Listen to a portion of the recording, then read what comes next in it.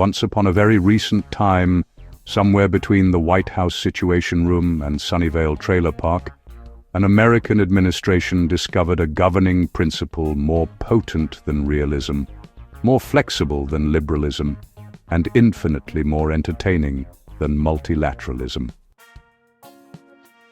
It was the bottle kid doctrine.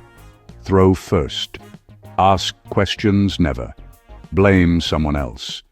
Preferably someone who doesn't vote in US elections. In Trailer Park Boys, the bottle kids are anonymous, ungovernable sprites who hurl glass bottles over fences for no discernible reason except the thrill of shattering order. Each thud and crash reaffirms their dominion over chaos. Mr. Leahy, the park supervisor, lurches through the aftermath, drenched in liquor and outrage, convinced that someone, Ricky, Julian, Bubbles, must be to blame. Replace the bottle with a Tomahawk missile and the fence with international law, and you arrive at late-stage Trump foreign policy. Every few months, something flew.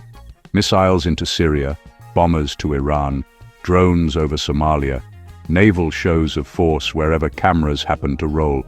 No discernible strategy, no stable cause and effect chain, just geopolitical bottles lobbed over sovereign fences to see who screamed loudest. We're doing it for peace, officials would insist, even as peace tiptoed away like bubbles pushing a shopping cart full of fireworks. The bottle flies, the fence gives way, another sovereign blown astray. No plan, no pause, just impact art. The world reacts, they call it smart. From Trailer Park to Syria's skies, it's peace each time a bottle flies. The glass may break, the truth may bend, but chaos always finds its end. And when the news demands a why, they shrug and point up to the sky. It wasn't us, the tale begins, then toss another, just for grins. Ricky, philosopher of mayhem, believes that if you just do stuff, things will sort themselves out. Let the dirt settle, he says, usually while lighting a cigarette with a stolen police report. That ethos, action before thought, mess as method, became the North Star of Trump-era decision-making. Launch a strike in Yemen on signal, dirt will settle. Accuse NATO allies of unpaid back rent, dirt will settle. Withdraw from treaties, sanction allies, improvise diplomacy by tweet, dirt will settle. The plan was to have no plan. In bottle kid logic, randomness itself is proof of power. If you can't predict me, you can't stop me.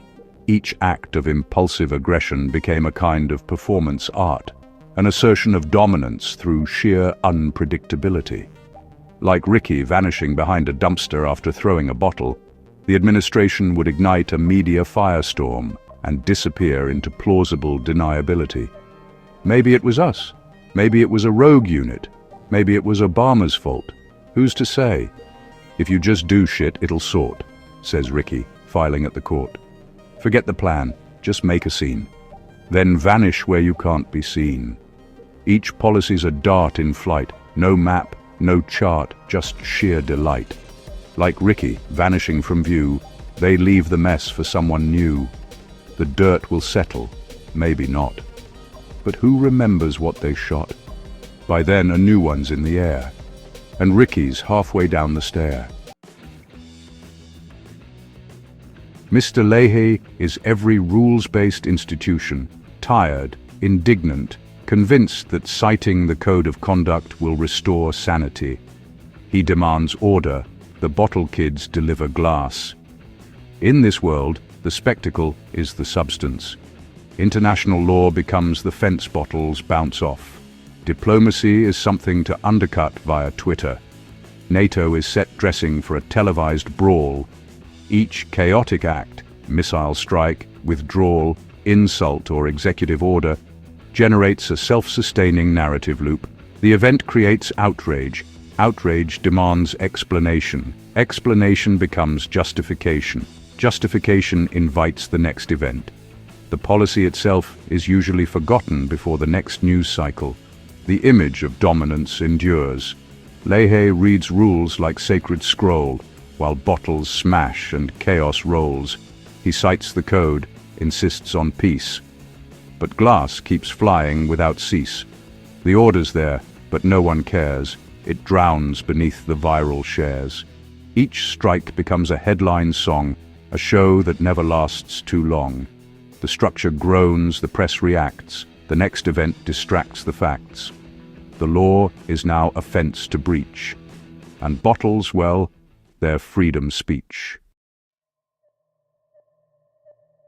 Bottle kids throw for an audience. The laughter and fear are the point. So it is with the Trump administration, which thrives not on coherent policy but on reaction. Every international incident is a two-step choreography. Boom, a drone strike, a tariff, a diplomatic insult. Buzz, the cable news debate, the Twitter storm, the late-night monologue. Critics became co-stars. Outrage was engagement. The louder the Leahy screamed, the more bottles flew. Chaos became participatory. Analysts, allies, and adversaries all performing inside the same feedback loop of astonishment. The line between governance and entertainment blurred until it was gone entirely. A bottle thrown is just a start. The real explosion's in the heart. It hits the news, it hits the thread, and lives on long after it's dead. They throw for laughs, for fear, for cheer, and every take just draws them near. The more we scream, the more they hurl. Each viewer fuels the feedback swirl. The cable hosts, the late-night bits, the quote retweets, the moral fits, all merge into a single stage where Ricky flips and owns the rage. Fast forward to the Caribbean, 2025. The bottle kids have traded beer bottles for drones and jet skis. Dozens of small boats explode under US munitions. Official statements describe them as narco-terrorist vessels, a phrase so elastic it can hold anything. The evidence is classified. The geography is ambiguous. The morality is an afterthought. Each strike comes pre-packaged with talking points about fentanyl, national security, and defending the homeland. It's the Sunnyvale version of yelling, "He had it coming," after smashing a lawn chair over someone's head. "Sure, we can't show you the proof," the subtext runs, "but trust us, we threw the right bottle." The jet ski sank. The proof was sealed, but talking points were battlefield. A narco threat, too vast to name, each boat a backdrop for the game.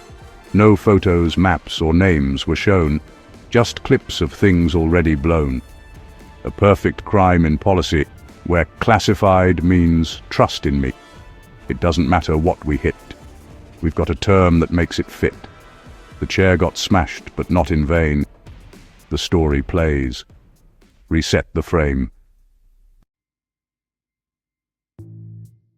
Trump did not invent bottle kid doctrine. He professionalized it. He demonstrated that policy doesn't need coherence, only velocity.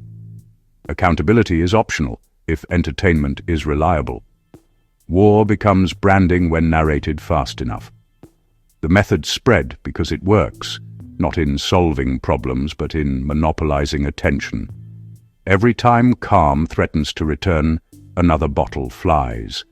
Peace feels weird. Stillness breeds suspicion. Calm is rebranded as weakness.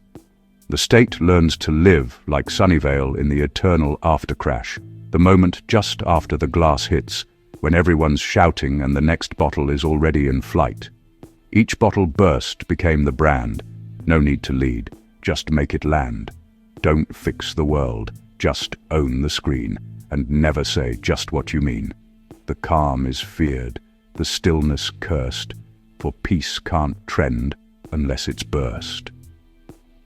So when things start to quiet down, another bottle shakes the town.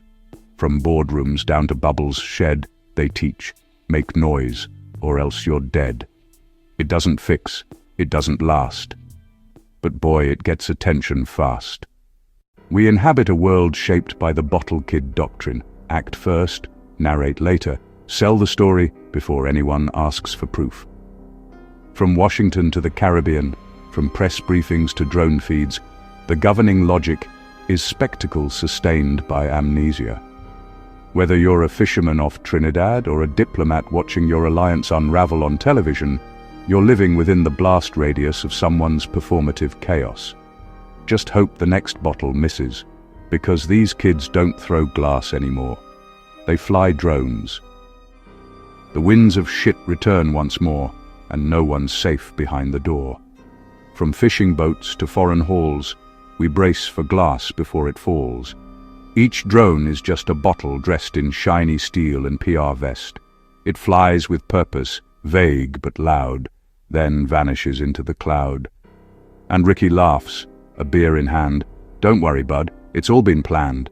The bottles fly, the stories spin, and no one knows what state we're in.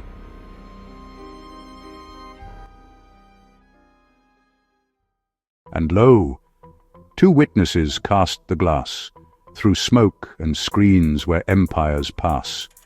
We speak in shards, our gospel torn, from chaos womb where creed is born.